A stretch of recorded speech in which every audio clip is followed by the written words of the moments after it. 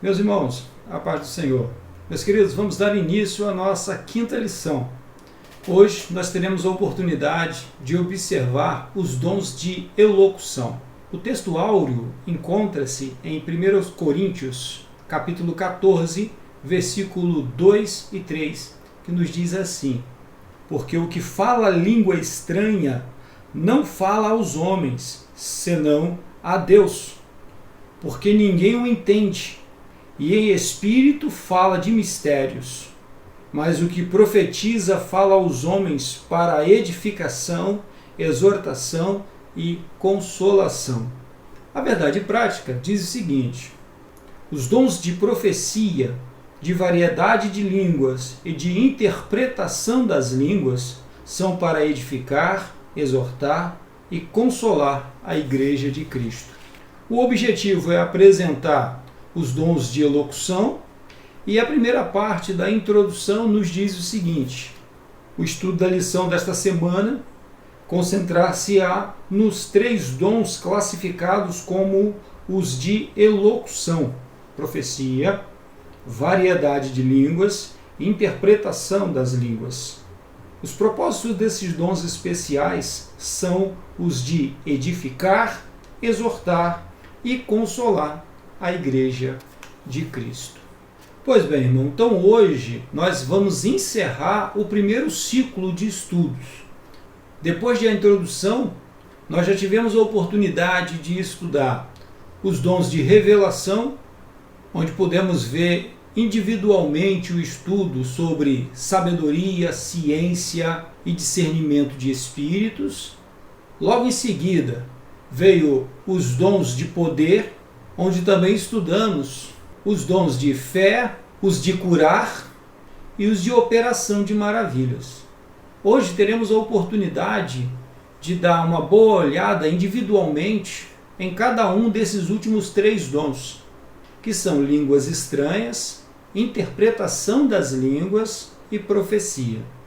Vale a pena lembrar, irmãos, que essa forma de classificar em grupos não é diretamente da Bíblia, e sim um entendimento pedagógico de boa parte dos teólogos sobre como compreender e como estudar esses dons de uma forma mais efetiva. Nos dons de revelação, nós vimos Deus apresentando esse novo reino, esse reino de graça, esse reino de amor, que é o reino de Deus, através de Cristo Jesus, através da sabedoria, através do conhecimento e ensinando-nos espiritualmente como discernir quando é Deus que está falando e, como nós vimos, tão importante ainda quando não é Deus que está falando. Nos dons de poder, nós tivemos a oportunidade de observar a soberania de Deus sobre tudo aquilo que nós conhecemos, sobre tudo aquilo que é físico, sobre o nosso mundo de uma forma completa, inclusive sobre os males que assolam as nossas vidas. Hoje nós observaremos um Deus comunicativo, a forma como o nosso Deus quer se comunicar com as pessoas. Nós já vamos ver logo no início da palavra de Deus, no início da Bíblia, que o Senhor, na viração de cada dia, vinha conversar com aquele casal. Isso não mudou, irmãos. O nosso Deus continua o mesmo. E Ele continua procurando corações, procurando mentes para conversar. E uma coisa que nós vamos observar é que o nosso Deus, além de falar com a nossa emoção, porque nós somos emotivos, quer conversar também com a nossa inteligência, com a nossa razão. E nos mostrar de uma forma completa a grandiosidade do seu reino. E falar diretamente com a nossa alma. Então Deus quer falar com os nossos ouvidos físicos, mas também quer falar com o nosso íntimo, com o nosso coração, com a nossa alma. Quer falar diretamente à nossa alma. É uma das coisas que nós vamos ver nesses dons, onde se cumprem a palavra de que o que ouvido nenhum ouviu, porque o Senhor comunica diretamente com a alma do crente, com a alma daqueles que estão ouvindo a sua voz. Então, se hoje ouvirdes a voz do Senhor, não endureçai o vosso coração. Mas nós observamos aqui, irmãos, na nossa leitura bíblica em classe, no nosso texto áureo, na nossa verdade prática e na introdução, a repetição de 3 verbos, que são eles: edificar, exortar e consolar. Porque esses são os objetivos desses dons, que é edificar, exortar e consolar. Edificar, verbo transitivo direto, que significa levantar a partir do solo, seguindo o plano estabelecido e por meio da superposição e combinação de materiais apropriados. Ou seja, esses dons têm o poder de levantar do solo, de levantar aquele que está prostrado, aquele que está caído, aquele que não vê mais razão para se colocar de pé. A língua estranha fala diretamente no coração, a profecia fala além dos ouvidos, além da inteligência, além da razão, fala também com a alma. E assim ajuda o crente a firmar os passos.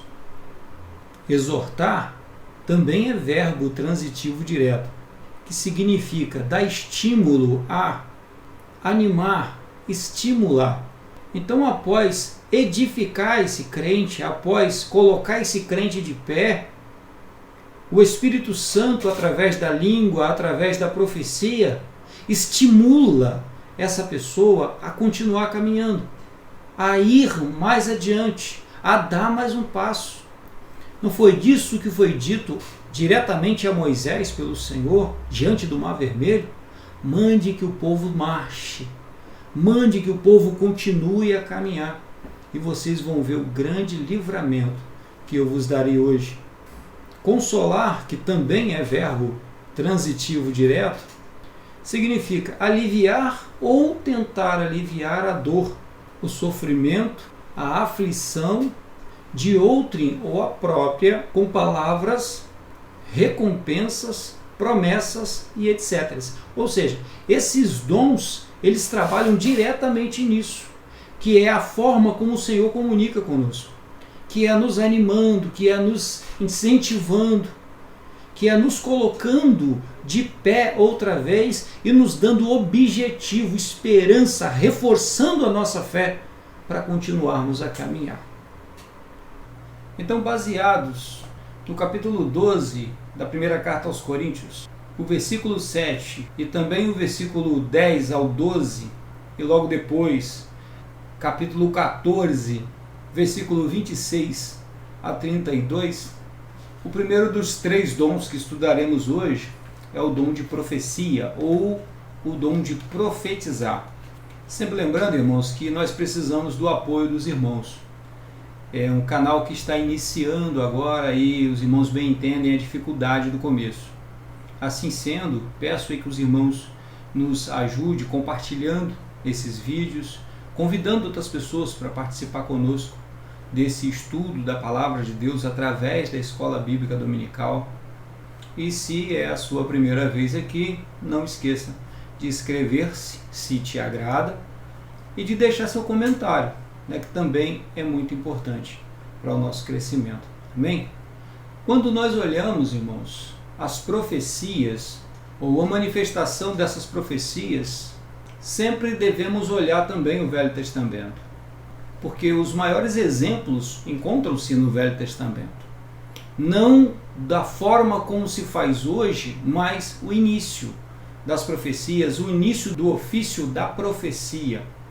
E é sempre bom lembrar a diferença que tem das profecias e dos profetas, principalmente do Velho Testamento, para os de hoje, os do Novo Testamento. E os de hoje, assim eu falo, desde os apóstolos para cá, porque esse período da graça, ele deve ser compreendido desde o dia de Pentecoste, desde quando o Espírito Santo veio estar conosco. E no Velho Testamento, a profecia era manifesta de uma outra forma, de um outro jeito. É só lembrarmos que o Espírito Santo não era derramado sobre o povo. O Espírito Santo não estava entre o povo, não estava sobre todos aqueles que proclamavam o nome do Senhor, que buscavam o nome do Senhor. O Espírito Santo encontrava-se apenas sobre a vida de poucos e por pouco tempo também. Não era em todo o tempo. Então, inicia-se através de Elias o ministério dos profetas e encerra-se em Jesus Cristo. Jesus é o último que vem nessa unção que estava sobre a vida de Elias. Após Jesus Cristo, a forma como o Espírito Santo passou a falar com a igreja é algo completamente diferente. Em Hebreus capítulo 1, versículo 1, a palavra de Deus nos diz assim: havendo Deus antigamente falado muitas vezes e de muitas maneiras aos pais, pelos profetas, a nós falou-nos nos últimos dias pelo Filho. Então, ou seja, após a manifestação do Senhor Jesus Cristo, aquela figura poderosa do profeta, desse homem cheio da unção de Deus, já não se fez mais necessário.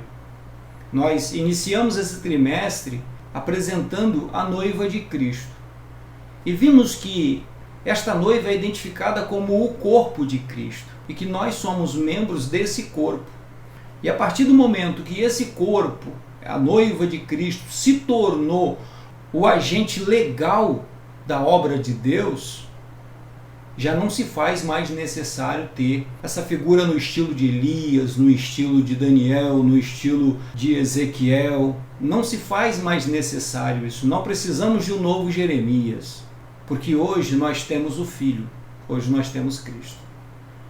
E por causa disso, a forma também de se fazer é diferente. Então, a partir de Jesus, muda tudo e começa uma nova forma de atuar. Deus começa a atuar de uma nova forma na terra, completamente diferente do Velho Testamento. Muitas pessoas vão cometer equívocos, e a igreja de Coríntios não é diferente. Hoje, nos nossos dias, e também no tempo passado, os irmãos vão lembrar dos tais profetas, onde as pessoas iam na casa dessas pessoas buscar oração e buscar uma palavra de Deus, buscar que Deus falasse com eles. Palavra de Deus não no sentido de Bíblia, mas no sentido de profecia. Queriam ouvir Deus falar com elas de alguma forma. E isso nunca deu certo, isso nunca vai dar certo, porque vai ter alguns problemas que nós vamos ver aqui na lição, que a igreja não precisa deles. Não cooperam para o trabalho da obra de Deus, e nós já estamos vendo isso desde a primeira lição. Deus não trabalha mais com um indivíduo. Hoje, Deus trabalha com toda a sua igreja. O primeiro ponto desse primeiro tópico traz por título o que é o dom de profecia. O comentarista nos diz assim: de acordo com Stellan Horton, o dom de profecia, relatado por Paulo em 1 Coríntios 14, referem-se a mensagens espontâneas, inspirada pelo Espírito, em uma língua conhecida para quem fala e também para quem ouve, objetivando edificar, exortar e consolar a pessoa destinatária da mensagem. Profetizar não é desejar uma bênção a uma pessoa, pois essa não é a finalidade da profecia. Então, um dos problemas de se ir atrás de alguém, atrás de profecia, um dos problemas de estar procurando os tais profetas que não é assim que funciona mais hoje, é exatamente as nossas emoções. Profecia não é fabricada pelo nosso desejo. Profecia é o Espírito Santo querendo falar com alguém. Nós somos os seus mensageiros, entregamos a mensagem. Ainda, irmãos, infelizmente, por falta de ensino da palavra de Deus nas igrejas, aparecem várias aberrações concernentes ao uso incorreto deste dom.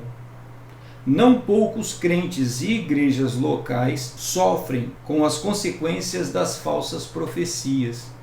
A falsa profecia não é o problema.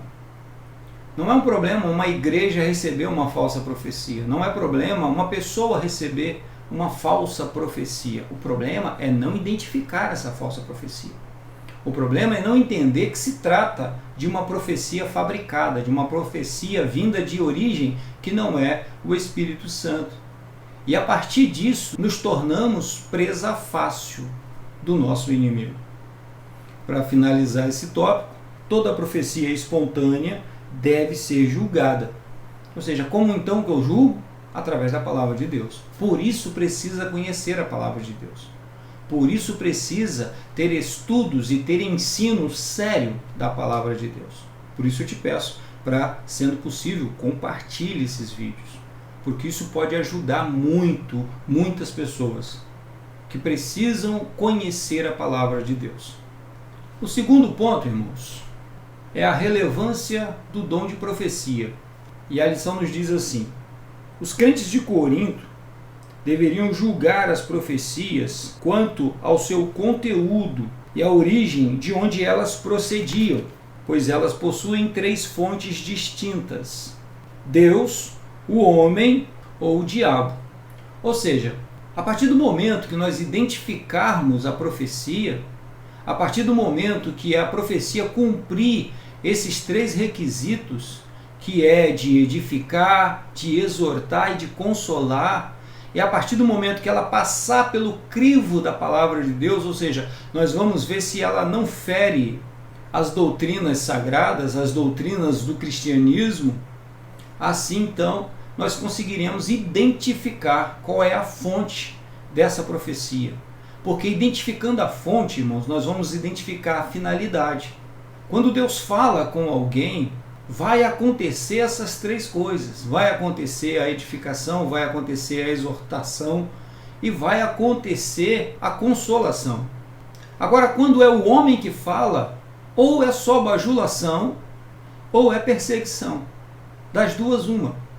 Ou ele quer bajular alguém, pode ser um amigo, pode ser alguém que está sofrendo e ele quer amenizar aquele sofrimento, mas esse não é o nosso papel.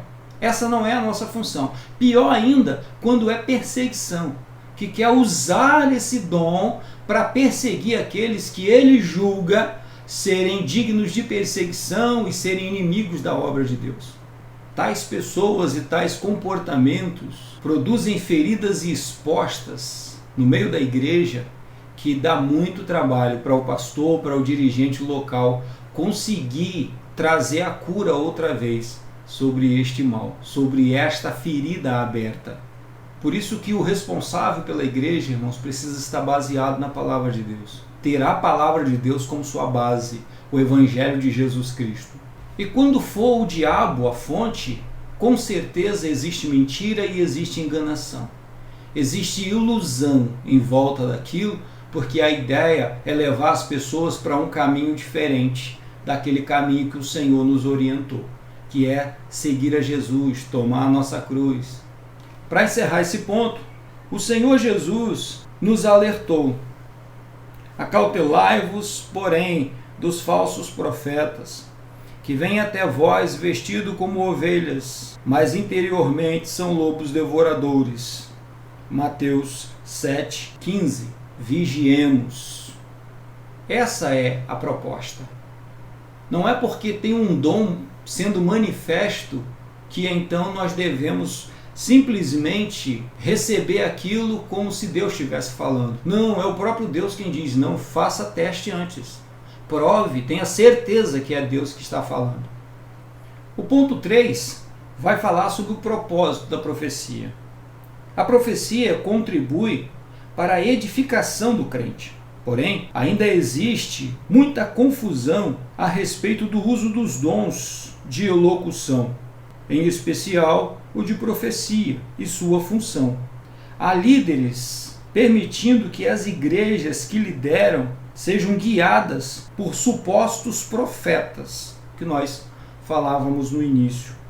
A igreja de Jesus Cristo deve ser conduzida segundo as Escrituras. A Bíblia Sagrada, a profecia por excelência, deve ser o manual do líder cristão.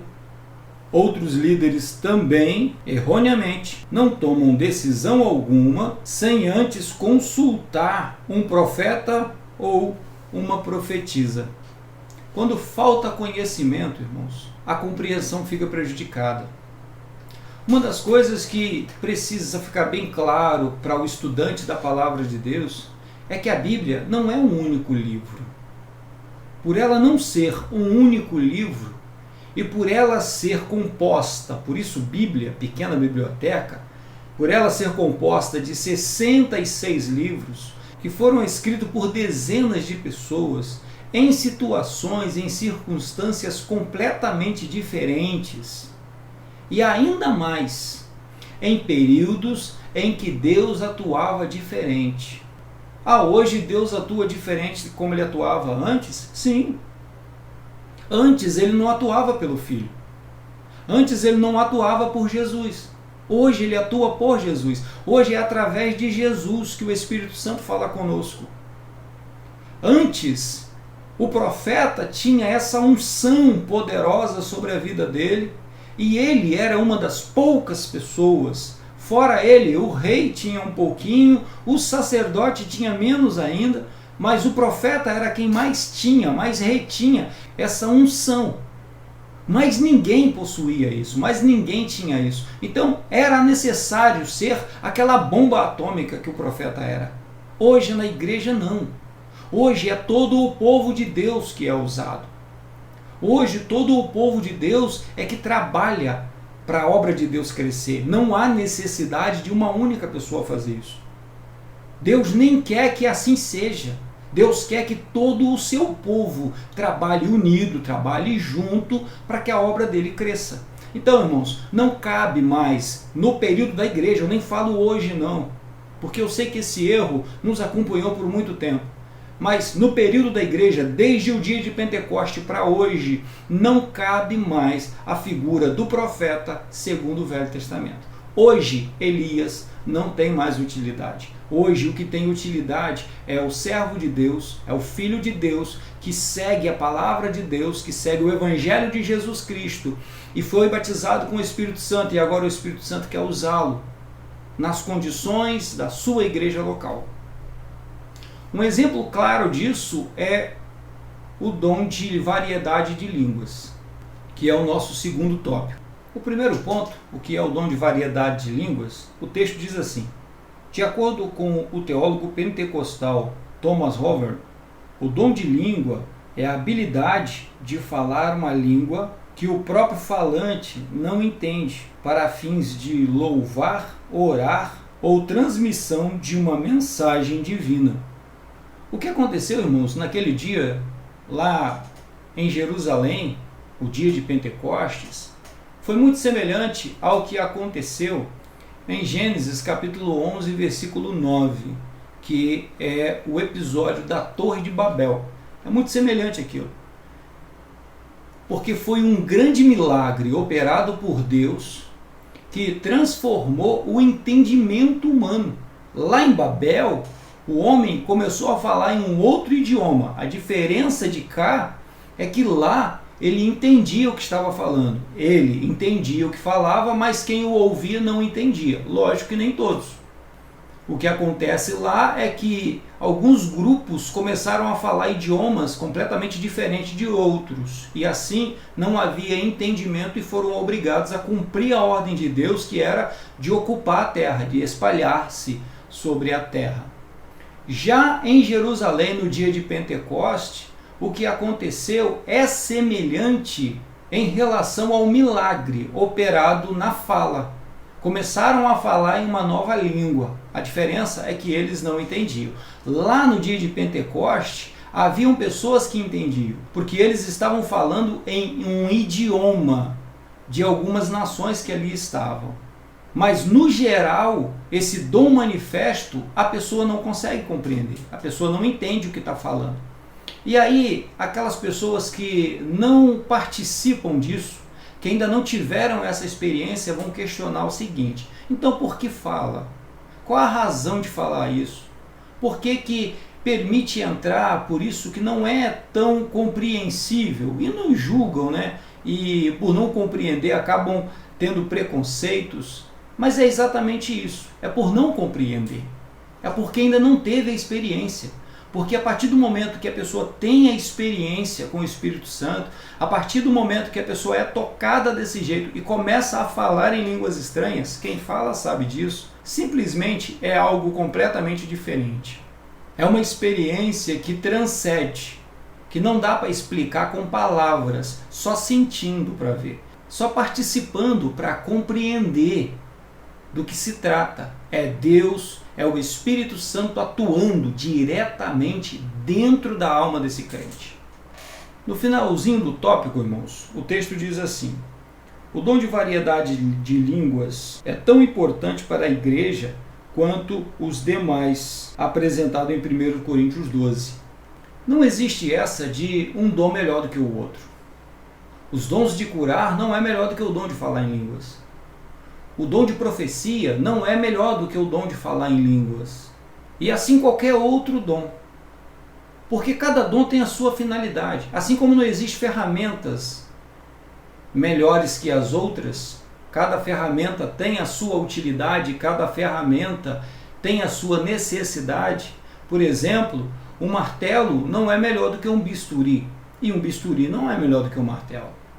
Você vai falar assim, não, mas a comparação não é boa. A questão aqui não é essa, a questão aqui é, você não vai conseguir pregar um caixote com um bisturi, correto? Da mesma forma, um martelo não vai servir em nada para você dentro de uma sala de cirurgia. Então não tem essa de ferramenta melhor do que a outra. O que faz uma ferramenta boa é a sua utilidade. Se é a ferramenta certa para aquele tipo de serviço, ela é a ferramenta boa. É ela quem deve ser usada. A profecia ela é excelente para falar com toda a igreja, mas para falar dentro da alma do crente, a língua estranha é excelente para isso. Os dons de curar são excelentes para retirar a enfermidade das pessoas. Mas quem vai dar coragem para as pessoas avançarem ou usarem, aí é o dom de fé. Então, irmãos, não tem essa coisa de um dom melhor do que o outro. Nós precisamos é buscar todos. E segundo a vontade do Espírito Santo, nós vamos receber aquilo que Ele quer que a gente receba. O segundo ponto traz por título qual a finalidade do dom de variedade de línguas. E o texto nos diz assim: o primeiro propósito é a edificação da vida espiritual do crente. As línguas, ao contrário da profecia, não edificam ou exortam a igreja. Elas são para a devoção espiritual do crente que recebe esse dom. À medida que o servo de Deus fala em línguas estranhas, vai sendo também edificado, pois o Espírito Santo o toca e renova diretamente. Em 1 Coríntios, capítulo 14, o versículo 14 e o 15, Paulo nos diz assim: porque se eu oro em línguas estranhas, o meu espírito ora bem, mas o meu entendimento fica sem fruto. Que farei, pois? Orarei com o espírito, mas também orarei com o entendimento. Cantarei com o espírito, mas também cantarei com o entendimento. Ou seja, a nossa experiência de cultuar o Senhor, ela fica melhor. Nós conseguimos nos entregar mais, nós conseguimos entrar mais na presença do Senhor. Quando somos usados no dom de língua, quando o Senhor nos usa nesse dom, quando falamos diretamente através do nosso espírito, a nossa boca expressa as palavras, mas não é o nosso entendimento que está falando. Com o entendimento nós conseguimos orar bem também, porque conhecemos a palavra e sabemos como nós devemos nos comportar. Mas com as línguas, com o dom de língua, nós oramos bem também em espírito, porque falamos das grandezas de Deus de forma espiritual, pelo dom de línguas. O terceiro ponto, irmãos, fala sobre a atualidade do dom. E a lição diz assim: é preciso deixar claro que a variedade de línguas não é um fenômeno exclusivo do período apostólico. o Senhor continua abençoando os crentes com esse dom e cremos que assim o fará até a sua vinda. Irmãos, toda igreja tem aquele crente que é mais sensível ao Espírito Santo. Nós sabemos quando Deus vai operar de forma poderosa, quando o culto será uma bênção, como a gente costuma dizer, no momento em que vemos esse crente falando em línguas, já iniciando ali nas línguas, isso já começa ali próximo aos hinos da harpa, no comecinho do culto, a gente já vê esse crente se envolvendo com a presença espiritual. E a partir do momento que esse crente começa a se envolver, outras pessoas em volta também vão mergulhando na presença de Deus e daqui a pouco toda a igreja está mergulhada dentro da graça de Deus. Toda a igreja falando língua estranha, todo o povo adorando, todo o povo se manifestando, a igreja cantando e glorificando o nome do Senhor, a igreja cantando em mistério. Isso independe de quem está cantando, de quem está falando lá na frente, no púlpito. O Espírito Santo está atuando tanto no púlpito quanto na nave da igreja e está operando, e está encontrando corações abertos para operar. E esse é um daqueles cultos que dá trabalho para terminar, porque o Espírito Santo está atuando de forma poderosa. Nessa atualidade dos dons, a igreja adora melhor, cultua melhor, quando os dons são manifestos, quando o povo fala língua estranha, quando o povo profetiza, quando o povo é usado por Deus, os nossos cultos são muito mais espirituais. E para finalizar, irmãos, o último tópico, a interpretação das línguas, esse dom vai falar diretamente sobre o que é esta obra que Deus faz hoje. Se antigamente Deus precisava de um Elias, Deus precisava de um Jeremias, hoje é toda a igreja. E este dom aqui é um dos exemplos de que Deus não quer usar uma pessoa sozinha. Deus quer usar toda a igreja. Este dom, o dom de interpretação da língua, não dá para trabalhar sozinho. Não dá para desempenhar esse dom sozinho. Precisa-se de alguém falando línguas estranhas. O primeiro ponto fala da definição do dom. Thomas Howard ensina que a interpretação das línguas é a habilidade de interpretar no próprio vernáculo aquilo que foi pronunciado em línguas. Ou seja, interpretar como se fosse no próprio idioma ou na própria nacionalidade. Os dois estão vindo da mesma fonte, os dois vêm do mesmo lugar. Então, tanto quem está falando línguas estranhas está sendo pulsionado, está sendo direcionado pelo Espírito Santo, quanto quem está interpretando essas línguas. E é uma das coisas mais lindas, irmãos, que nós já tivemos a oportunidade de ver na igreja.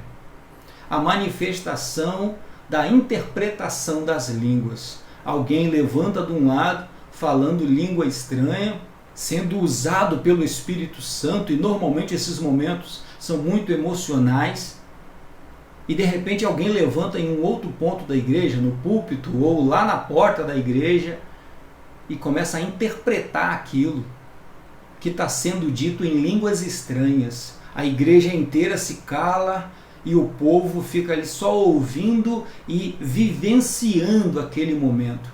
E assim que se encerra, o povo inteiro glorifica ao Senhor e Deus é glorificado. Vidas são consoladas. É uma das coisas mais lindas que nós já tivemos a oportunidade de ver na igreja. O segundo e último ponto, ele pergunta se há diferença entre a interpretação das línguas e o dom de profecia. E mesmo que haja semelhança, nós vamos identificar uma pequena diferença, que é essa participação de uma segunda pessoa. A profecia não tem isso.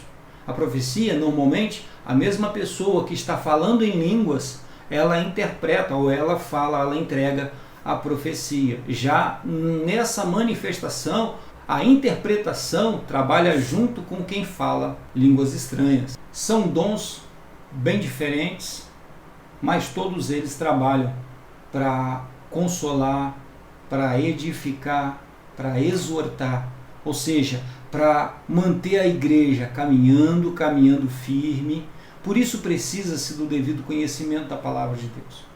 Por isso o Evangelho de Jesus precisa ser conhecido. Precisa-se estudar a palavra de Deus com seriedade, com dedicação e respeitando o texto para fazer exatamente aquilo que o Espírito Santo deseja. Quando nós conseguimos casar o devido estudo da palavra de Deus e a graça e a unção dos dons espirituais, irmãos, é uma coisa maravilhosa, é uma coisa linda. Deus é glorificado, o povo é fortalecido, as almas são abraçadas e o reino de Deus cresce.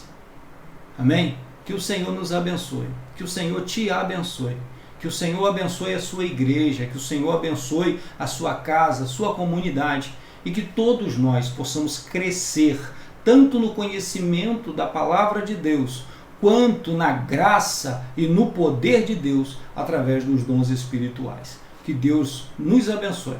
Tenhamos todos, irmãos, um excelente dia. Deus esteja com cada um de nós. Amém? Fiquem em paz.